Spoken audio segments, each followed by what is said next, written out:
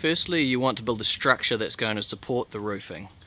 There are some instructions on our website about how to do this and how far apart things need to be spaced, but roughly the purlins, which are those ones, need to be spaced no more than 800 millimeters apart on the end span and 1000 millimeters apart on the mid span. The fall of the roof needs to be 5 degrees. Now that's the slope, so the rainfall comes off it. 5 degrees is 88 millimeters rise per lineal meter. If you're going to put the noise stop tape on, now's the time to do that. We do recommend using noise stop tape as the sheets do expand and contract in the sunlight and can create a bit of noise when they rub across the purlins. You only need to put it on the purlins, not on the rafters. Now we're ready to put the sheets on. If you need to trim the sheets to length, you can either use a sharp handsaw or you can use some tin snips or a good pair of scissors. Just mark a line along the corrugations that you want to trim and then you can cut along that line. Setting the sheets out, the most important thing is to make sure that the right way is up.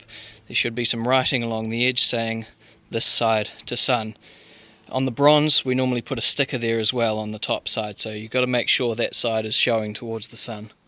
The next most important step is to make sure that the first sheet is dead square to the house, so 90 degrees to the house. That way when you put further sheets on, they'll follow on nicely.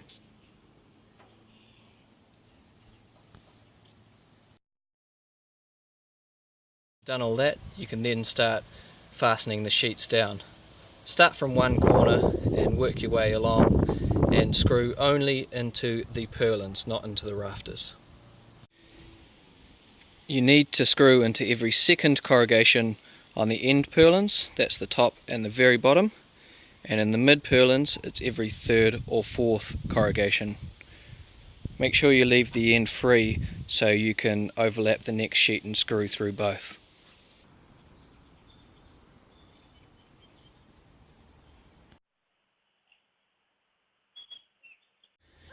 You can also trim the sheets once they've been installed. If you need to clean leaves off, use a soft cloth or a hose. Don't use a bristled brush as it can scratch the sheets. The same goes if you need to clean residue off, use a soft cloth with some soapy water.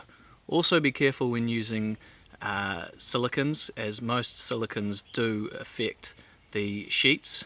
It needs to be a special type of silicon which is compatible with polycarbonate roofing. Don't use any solvents or cleaners on it either.